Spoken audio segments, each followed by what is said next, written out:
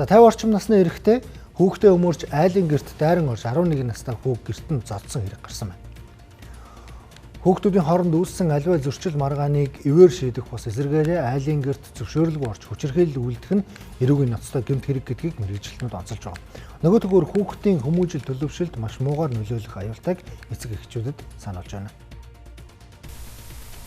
11 настай хүүхдтэй нь муудалцсан гэх шалтгаанаар гэрт нь дайран орж ирж зодсон талаарх мэдээллийг нэгэн иргэн цахим хуудаснаа мэдээлсэн.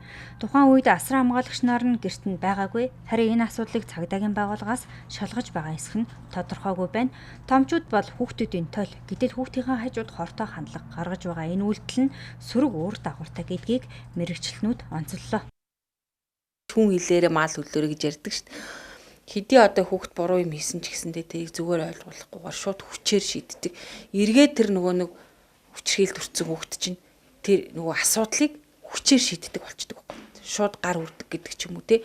Эхний байдлаар ярилцах биш шууд л одоо гар хүрж хүч хэрэглэх маягаар асуудлыг шийдэж болдгийм байх гэдгийг ойлгочихж байгаа байхгүй. Энд бол угаасаа насанд хүрсэн хүн жоохон хүүхдийг зодно гэдэг бол хизээж хүлээж авч болох юм биш. Энэ бол угаасаа асар буруу юм. Энэ бол угаасаа гэмт хэрэг. Үүнээс гадна эцэг эхчүүд нь гэсэндээ хүүхдээ маш сайн хамгаалах хэрэгтэй. Бага наснаас нь ахуулаад чиний одоо хязгаар юу юм бэ? Хин чиний хаан чинь хурж болох юм бэ? Хурж болохгүй юм бэ гэдгийг нь ахуулаад те бүх юмыг нь маш сайн заадаг байх хэрэгтэй. Асуудал гарсан тохиолдолд яаж тусламж авах уу гэдгээ ч гэсэндээ мэддэг байх хэрэгтэй. Хүүхдийг гэрт ганцаар нь орхино гэдэг бол тийм зөв юм биш. Энэ чинь хүүхдийн одоо нэг хайр халамж авах, хамгаалуулах эрх байгаа хүүхд толгонд. Энэ үйлдэлийг харсан хүүхдэд цаашид асуудлыг ярилцахаас илүүтэй зодоноор шийддэг болох сөрөг нөлөөтэй гэж байгаа юм.